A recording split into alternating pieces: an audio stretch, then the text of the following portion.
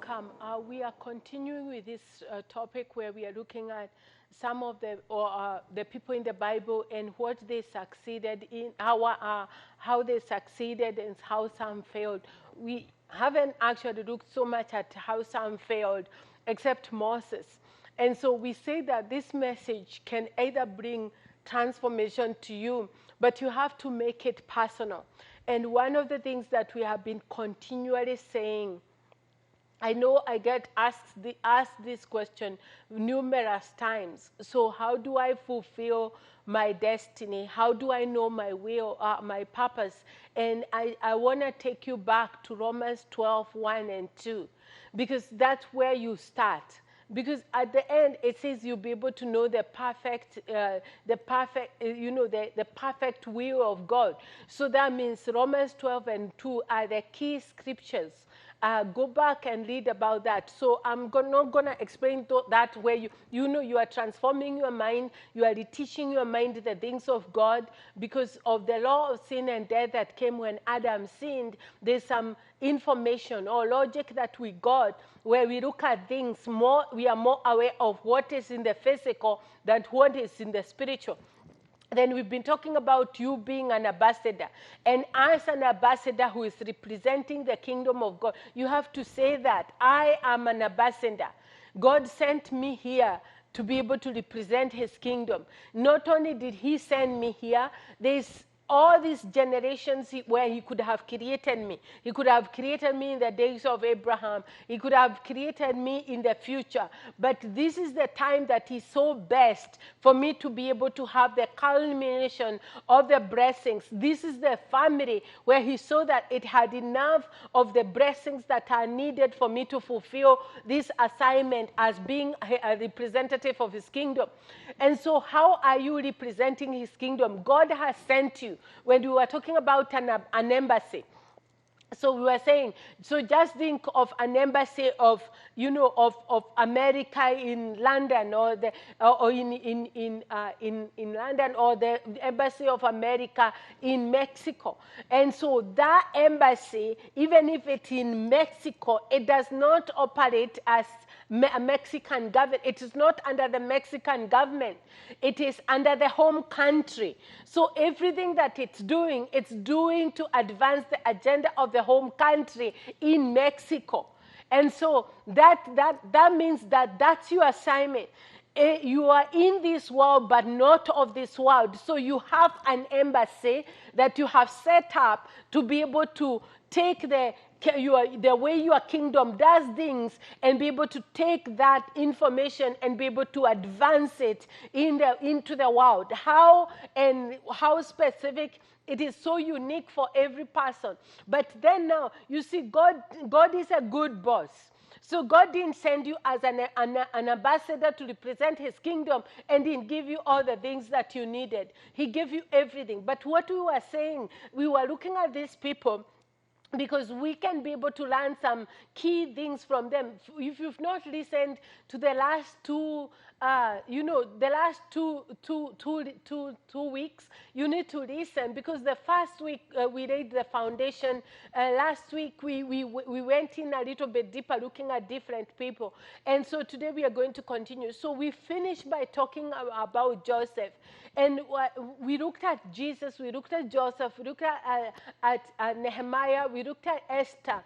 And you realize that in all the assignment, just because God is a good boss and he has given you all the resources that you need, that you will not handle opposition. No, there's another force that is trying to make you not be able to release the influence that you need to release. And so because of that opposition, that's what we are saying.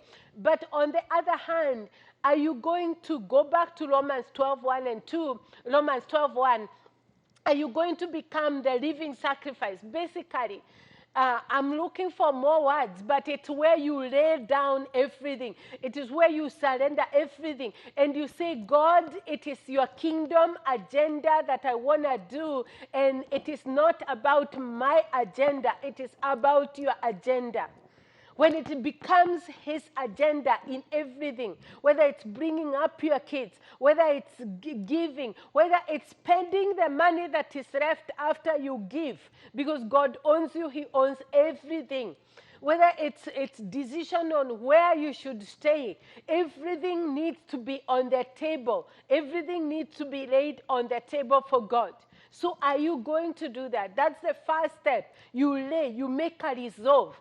Because you cannot be a representative of a government while you are not actually, when you are opposing that government and doing things that are contrary to that government. And so you have to adopt to the different countries that you go to and how they kind of do things so that your influence can actually be felt. And God has enough wisdom. And he says, if you lack wisdom, you go to him. He gives you knowledge. He gives you wisdom. He gives you people to work with you. He has all the, and then he makes sure that the enemy or the opposition that you're going to meet, he already defeated that enemy. And so we say the first thing, like when we learn about Jesus, is this training field. There's so many other things that you are going to do before maybe sometimes you get, some people just start on their core thing, others there's so many other things that you are going to do. But the key for me, for you and me, if the key for us is to be able to stay focused, really, truly focused. Like what I said, I told you before, we have philanthropy things that we do. Actually, for our ministry that is online, I know we do way much more than some of the very well-established ministries. We give so much out there, but if I focus on that and not on the teaching and delivering the messages that God is giving me and getting people to know him and getting people to relate with him and to know who they are, then even if I've succeeded in all these other things, I will have failed. Then we said that this being, this call, this becoming a living sacrifice, it might cost you. But what price are you willing to pay for your fulfillment? And for you, when you get to heaven, you can do good works. But if those good works, and you can do good works that, like starting a church, but if that was never the agenda of God, maybe God wanted you to start a business because he knew he would touch more people with the funds that are coming from your business, and so all the resources. So even if you start a church and start learning it as a business, when you go to heaven, that will not count. It will not count towards, yes, you will be saved, but you will not have any rewards in heaven. And so we'll find that there's some people that did very little. Let me give you an example. I was talking about my some of the favorite people, not favorite, but people that you would overlook. So there's this girl who is captured. So the Assyrians go on a raid in the Bible, and they go and capture a slave girl. And they bring the slave girl, and so as a slave, so that means she's working for these people. But she has revelation. She has a kingdom agenda in that home. And she has revelation that will be able to help that family. Does she look as a living sacrifice? Does she look at her condition and say, you enslaved me, I'm going to withhold this information because if I give it, it's going to help you? No, she did not withhold it. And she talked to the wife of Naaman, and she said, if your husband goes and goes and meets this prophet, that prophet who is in Israel can be able to help him get well. So that's not what Naaman had. Naaman had go to the king. So he just went to the king. And the king of Israel was so distraught. I'm thinking the slave girl knew what Elisha was capable of, while the king of Israel is distraught by the same.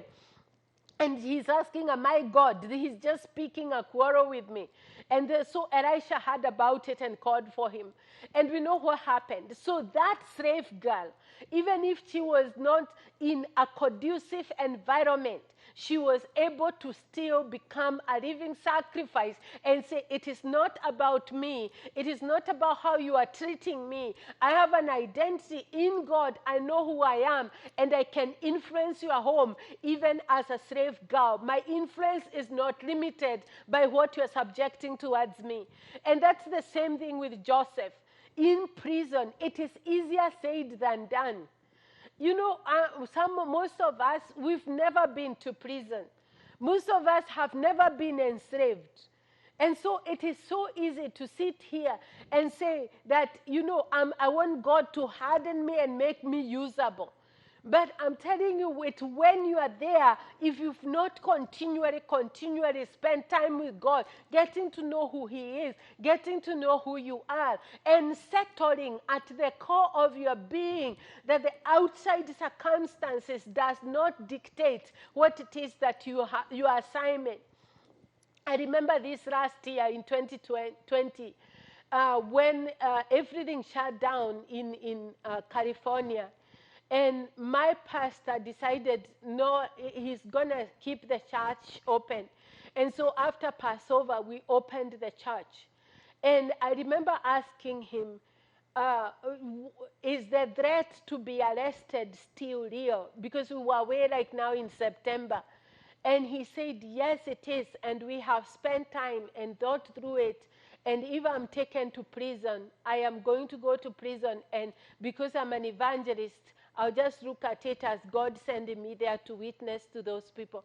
Thank God he was not arrested, but he had resolved that if he's going to be arrested for doing what was right, yes, he was considering, he considered it. He told the people, if you have an outlying ailment, then stay home. But for the healthy people, we trusted, if we say that God is able to protect us from, and we believe in Psalms 91, you know, where he'll keep us from all plagues, then he will do it. And he actually did it. And so we see that where sometimes the call and being able to stand up for God might cost you something. It might cost you something. It might not look, I keep going here. I feel like I'm speaking to someone out there who's listening. And I keep saying, at the beginning, even if you heard from God, you might look like you missed it. Because you're going to look at the people that didn't go in the direction that you went through, and they are going to look like they are so far ahead of you in so many areas. And sometimes there's that where you can, and you remember they were questioning whether that was the right direction. But if you stay on the course, the rewards will be much. And you are not just getting a reward in this life. It's a reward even in eternity. And so stay on the course. And we said it is not a short burst of energy to do one thing, to follow the course a day.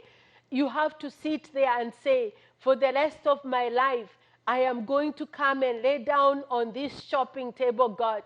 You open me up like a living sacrifice. You take away things that you don't want to see there. You lead me on a journey to become useful. And then you use me because you are saying you are looking for a man and a woman to show yourself strong through.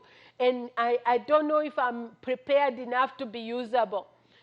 I was telling you about this, the scripture in the book of Jeremiah. The essence of it is saying that if you are being weighed down by walking with men or running with men, how will you run with the horses? Because God has created you for greater things. Greater things, according to God, is not measuring them by the world standards. Greater things, according to God, is doing exactly what it is that He asked you to do, and not like, now that slave girl. What about, I was talking to you about the widow of Zarephath. She only had enough food remaining for her and her child, and the drought was coming, and she was going to die. And you know, this was just a few days after Elijah had called drought. Maybe we are talking about the 40 days he stayed there and then the journey there. So it couldn't well be just like 2 months into the drought. We don't know. But God, you know, those few months, less than 2 months, God is saying this is the, and then he goes there and she only has enough food, but she was usable. Her heart, because God is not looking at what you have to determine if you are usable. He's looking at your heart. Are you willing to take a portion of what it is that you have? You know, I realized I don't actually ask people to support.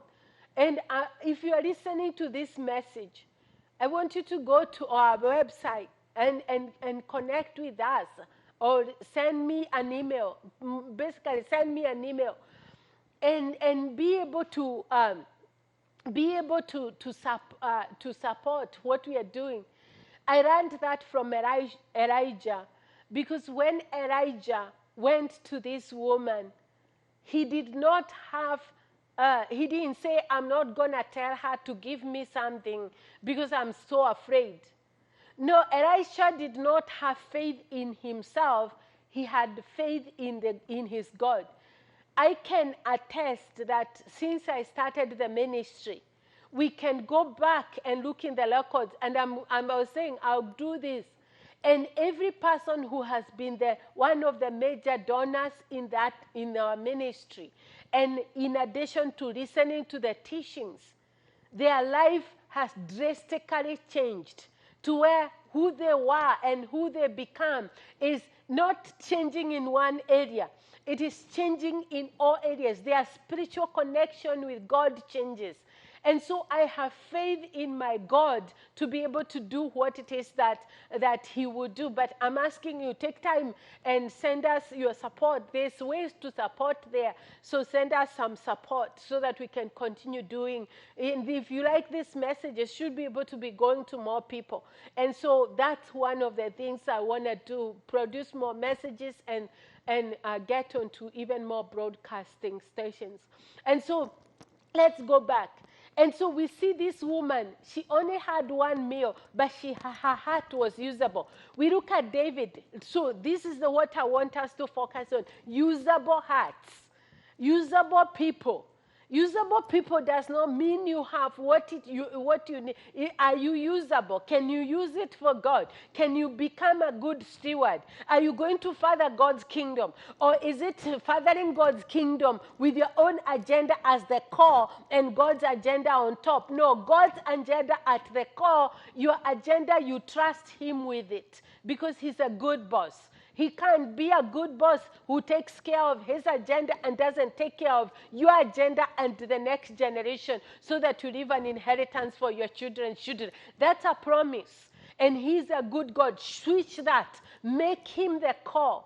Become a living sacrifice. Put everything on the table. Whatever He tells you, whatever He's asking of you, whatever He says, just do it. Become like Mary. Do you know, with Mary, the mother of Jesus, I usually say it's unfair because when one denomination or one denomination chooses to worship Mary, all the others choose to not study about Mary. It's like we are punishing her for people worshiping. No, they are worshiping other things. She's in heaven, I'm thinking, with God. So we shouldn't be, worshiping. We shouldn't be worshiping her, but we can learn from her. Do you know how many prophecies had to be spoken throughout the generations for them to culminate in Mary?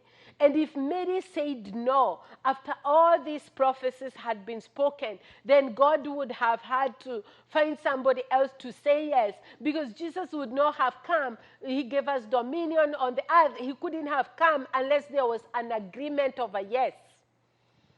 And so for her to say, be it unto me according to your word, that's as a living sacrifice as you can become. So go back there. That's you as a living sacrifice. God, you want me to go here and do this? Be it unto me according to your word. And it might be an odd thing, a one-day thing, but make it a continual daily dying. And I can give you examples of people that God has told to do things and they have done it. So we see with people like Nehemiah, to leave the position that was secure, to go to a position that is insecure, it had to be it unto me according to your word. For Esther to put her life on the line as a queen, instead of basking in being a queen and being served, for her to step out to serve her people, it is, I'm serving you, God. You are the core. Be it unto me according to your word. What about Abraham? Leave your people, leave your country, go to a land that I'm going to show you. Abraham said, be it unto me according to your word. He didn't say that immediately. At first, we see he tried to bring his family along, and then they moved halfway, they settled there and stayed. But when his father died, he continued. He didn't move by himself. He carried Lot and ruined Lot's life because of that. He was trying to look in the natural. That's where I'm going. The things that God asks you to don't make sense. God knew Lot would be better taken care of if he's left with the family, because he would still get to know God. Abraham knew God in that land, and so and he had God in that land. And so even when Moses went back, we see that those people knew God and guided him and directed him. So that means God was there. But Lot, it didn't make sense to Abraham to leave Lot, because Lot's dad had died. And so he felt mercy, and he did something that was wrong. Because of that, Lot lost his daughters, his wife, and it was just chaos from there, his things being taken, quarrel with Abraham. All this was because he was doing things, the right thing, praying for righteousness, but he was not where God wanted him to be. God preordains times and boundaries. And so I go back to you. Are you usable? David was usable as a shepherd boy. He didn't say, I'm a shepherd boy, I won't seek God and trust God. I'm going to take care of these sheep as if I care about them. You have to be faithful with the least for God to give you much. There was times when David was faithful, like when he had been sent to Keira, and he went, and he was told by God to go, and he prayed, and he was, they were feeling like, oh no, this is too much, because we are going and exposing ourselves. It's better if we are hidden. But God said, my people are in trouble. David, go rescue them. And so they went and rescued the people of Keira. And you know what? Saul heard about it. And David asked, will the people that I just rescued hand me over to Saul? And God told him, yes, they will hand you over to Saul. Their assignments are not black and white. God will send you to an assignment to go like Jonah, to go witness to someone that you don't want to hear about. This, why Jonah didn't want to go? Those people, the people of Nineveh, were like ISIS of our day. They would cut people's toes. They wouldn't kill you at once if they capture you. They would torture you, cutting up piece and piece and piece and piece. They were ruthless. And that's where God is saying, are you a living sacrifice? Is it be it according to you, according to God's word? Or are we changing now because the assignment is to go to Nineveh? When is it going to change? Is it the assignment going to change because now you're going to go to prison for something you didn't do, and you have no one to defend you because you are a slave? You actually had a very good life. There were so many opportunities for Joseph to be bitter. He didn't do anything wrong. He did what was right. All this time, he did what was right, and he was punished as if he did something wrong. But he remained in the place where he was in communion with God. How do we know that? Because on one side, he was still able to interpret dreams from God. So that means he remained in communication with God. And when he knew the dreams of the two people that had come from the king's place, he still told them the interpretation. He didn't say, oh, I'm here struggling, so I won't use my influence. I will not be an ambassador now that I'm in prison. No, he chose to be an ambassador. But he was usable. God is looking at the heart. God is not looking at the physical. God is not looking at your money. God is not looking at any physical capability. He's looking at your heart. Are you usable? Are you truly, truly, truly saying, I'm a living sacrifice? Be it unto me. I might not understand it. It's a new territory. It's an enchanted territory. But I'm going to do whatever it is that you ask, because I want to be able to live for you and represent your kingdom to the fullest. And so the ball is in your court. It's up to you. And remember, we're going to go in the next time and look at it. Is not about, you are doing what God has asked you by your own strength. It is you being able to do what God has called you to do by his strength, not your strength. All he's requiring for you is to surrender, and Holy Spirit, the power of God, will be able to come and help you. God bless you, and hope to hear from you, and keep in touch, and we'll continue from here next time.